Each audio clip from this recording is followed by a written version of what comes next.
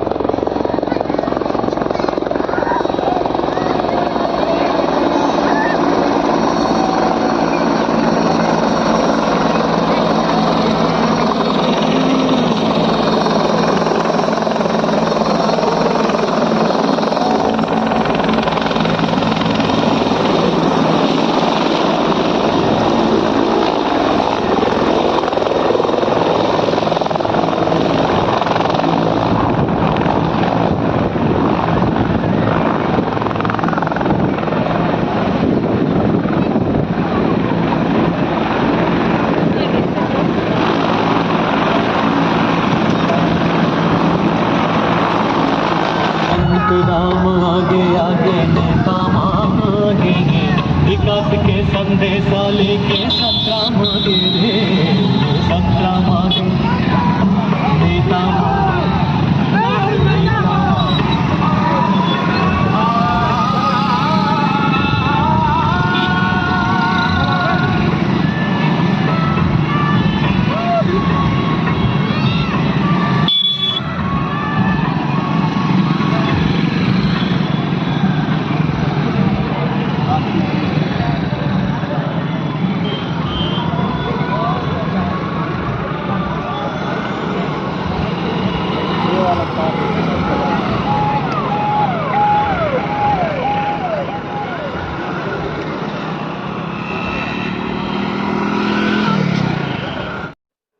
Finally दोस्तों, यहाँ पे लग चुका है पुलिस प्रशासन भी, और राइट साइड में भी देख सकते हो, राइट साइड और लेफ्ट साइड में भी। और यहाँ काफ़ी ज़्यादा भीड़ है, इसलिए आगे आप लोगों को दिखाते हैं। जिंदाबाद भाई जिंदाबाद। बड़ा ही भाव के साथ में हम बस्तर के राजधानी मां दंतेश्वरी की पावन धराधाम पर स्वागत अभिनंदन हमारे टीएस बाबा जी का एवं तमाम अतिथियों का इस धरा पर, इस भव्य मंच पर करते हैं। सज्जनों के रूप में छत्तीसगढ़ के पवित्र सदन में एक आवाज उठाने के लिए आप लोगों ने मौका दिया। मैं दिल से आप सबको बहुत बहुत धन्यवाद देना चाहता हूं।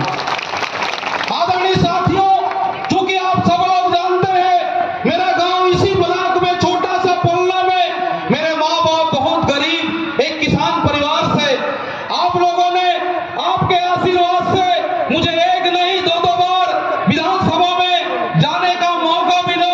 मैं आपसे और आपके परिवार को बहुत बहुत धन्यवाद देना चाहता हूं। मैं छत्तीसगढ़ के आदरणीय बाबा साहब को भी मैं बहुत बहुत धन्यवाद देना चाहता हूं। छत्तीसगढ़ के हमारे नेताओं को, अखिल भारतीय कांग्रेस कमेटी के हमारे सभी साथियों को, कि उन्होंने तीसरी बार भी मुझे विश्वास करके मंच में उतारा है। आदरणीय साथियों, मैं आपके विश्वास पर, आपके उम्मीद पर खरा उतरने का कोशिश करूंगा। 7 तारीख के हमारे यहाँ मतदान होना है। भारतीय जनता पार्टी के 15 साल और हमारे 5 साल में अगर आप तुलना करेंगे तो जमीन और आसमान का फर्क है। आदरणीय साथियों, आपके बीच में 10 साल तक लगातार आपके बीच में रहा हूं, बाकी मुझे कुछ नहीं कहना चाहता। आप सब लोग जानते हैं, 7 तारीख को पंजा के निशान पे मोहर लगाएंगे, और एक बार मुझे आशीर्वाद दीजिए। मैं आप सबको प्रणाम करते हुए अपनी बात को यहीं पर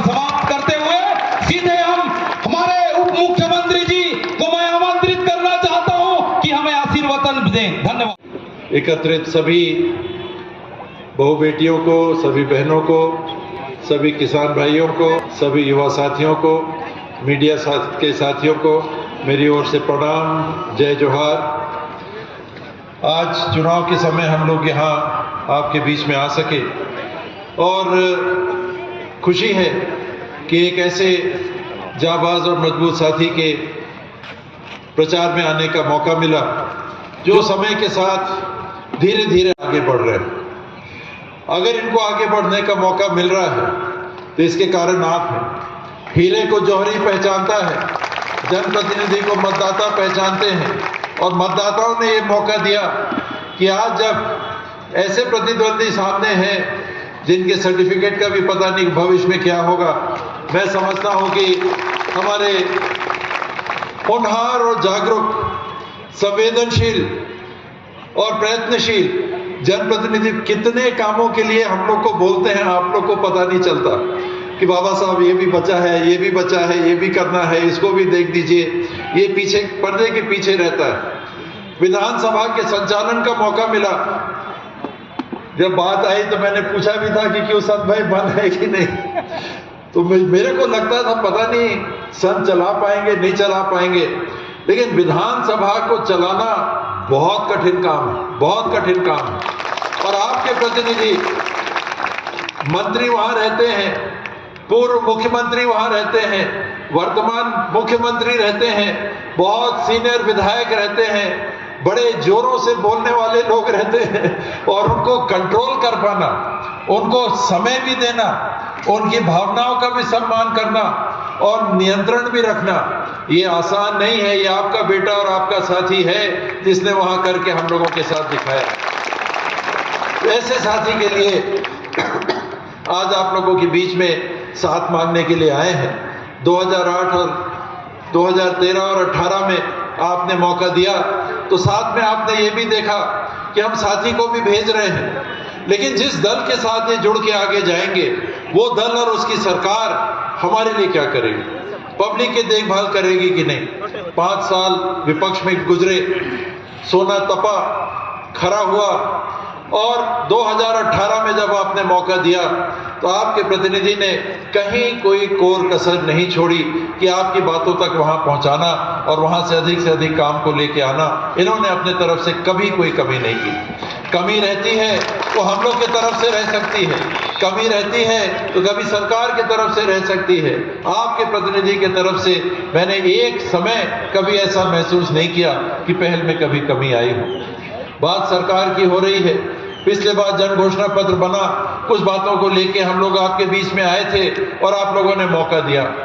किसानों के लिए बात थी, वन क्षेत्र में रहने वाले लोगों के लिए बात थी, वन उपज के बेहतर दाम को देने की बात थी, बच्चों को और बच्चियों को पढ़ाई के अवसर देने की बात थी, महिलाओं को कामकाज से जोड़ के आगे बढ़ाने की बात थी, बिजली की बात थी, बत्ती की बात थी, सिंचाई की बात थी, स्वास्थ्य के क्षेत्र में बात थी, कुटीर उद्योग को बढ़ावा देने की बात थी। अनेकों क्षेत्रों में मैं बोलूंगा तो समय लगेगा। संत भाई ने पहले ही बता दिया है, हम लोग को पायलट ने पहले कहा कि छोड़ के चले जाओ, समय से आ जाए, तो जल्दी जाना पड़ी, बोला भी तो जल्दी आपके बीच में कुछ बातों को बता रहा हूं जो सरकार ने किया। चाहे आंगनबाड़ी कार्यकर्ता सहायिका के वेतन को, पारिश्रमिक को बढ़ाने की बात हो, चाहे मितानिन हमारी बहनें यहाँ बस्तर के क्षेत्र में डोंगा से नदी पार करके भी जाती हैं और स्वास्थ्य की सेवाएं देती हैं, जो बच्चों को टीका लगना चाहिए वो टीका देती हैं, चाहे कोरोना का समय रहा हो चाहे अन्य समय रहा हो, उनके लिए भी सरकार ने सोचा 2200 रुपये अलग से दिया। रसोईया हमारी जितनी बहनें हैं, बहू बेटियां हैं, उनके लिए सबके लिए जो हो सकता था थोड़ा थोड़ा किया, कुछ न कुछ किया, कुछ अच्छा सम्मानजनक किया। कहीं अगर कमी है, व्यवस्थाओं को बढ़ाने की बात हो, डॉक्टरों की तैनाती की बात हो, वो कहने की बात नहीं है, आपको महसूस करने की बात है। हम अब आगे आपके लिए क्या करना चाहते हैं। इस साल वर्षा खास करके बस्तर संभाग और सरगुजा संभाग में अच्छी नहीं रही, कभी गिरा पानी कभी नहीं गिरा। मैं बीच में फोन से भी लोगों से बात करके पूछता रहा, संत भाई से भी पूछता रहा, इन्हें के बाबा थोड़ा तो फसल तो मार खा गया। ये सारी बातों को इन लोगों ने पहुंचाया और आज कांग्रेस पार्टी ने आप लोगों की पहल पे, आपने जो सही खबर भेजी उस पे ये निर्णय लिया है। इस साल के फसल को जो विपरीत प्रभाव पड़ा है तो किसानों के कर्जे को सरकार कांग्रेस की बनेगी तो फिर से माफ करेगी, और 1 तारीख को जो धान को लेके आप जाएंगे खरीदी कराने के लिए, आप उस बात की कतई चिंता मत करिएगा कि एडजस्ट हो रहा है। आपकी सरकार बन के आएगी। पिछले बार तो हम लोगों ने रोका था, 1 दिसंबर को खरीदी होनी थी, 11 तारीख को परिणाम आना था, तो हम लोगों ने कहा था रुक जाइए, 2500 का भाव मिलेगा, और किसान नहीं गए। किसान धान लेके सोसाइटी नहीं गए, वो कांग्रेस की सरकार का आने का इंतजार कर रहे थे। इस बार मैं इंतजार करने के लिए नहीं कहूंगा, क्योंकि 1 महीने का समय है। आप ले जाइए, खुले मन से ले जाइए, बेधड़क ले जाइए, अपना धान दीजिए। 2183 रुपया का इस साल आपको भाव मिलेगा, पिछले साल से बढ़ा हुआ, और 9000 सरकार देगी आपको अलग से, कांग्रेस की सरकार आएगी 9000 अलग से देगी, और 2800 रुपया, जो 2500 रुपए की बात थी, 2800 रुपया आपको धान का भाव इस साल मिलेगा, 17 रुपया कम। और आने वाले साल में, आज की बैठक में आप नोट कर लीजिए, 3000 बात नहीं हुआ 2-1 साल में, तो आप मेरा इस्तीफा ले लेना। मैं अगर जीत के आया तो मेरा इस्तीफा ले लेना, मैं इस्तीफा नहीं देना चाहूंगा। मैं ऐसी बात करके नहीं जाना चाहूंगा कि अपने गले में फंदा लगा लिया, लेकिन मैं आपको सच्ची बात बता के जा रहा हूं कि किसानों को हमको अगर मजबूत करना है तो उनकी उपज की हमको कीमत देनी पड़ेगी। साथ में 15 क्विंटल जो धान की खरीदी होती थी अब 20 क्विंटल होगी, उसमें भी कम से कम 4000 रुपया अधिक हर किसान को एकड़ पीछे मिलेगा जिनका उपज ज्यादा होता है। पढ़ाई के क्षेत्र में एक नया घोषणा सरकार ने किया है, कल ही राहुल जी ने किया है, कि KG to PG सरकारी स्कूलों में निःशुल्क हमारे बच्चियों और बच्चों की पढ़ाई होगी।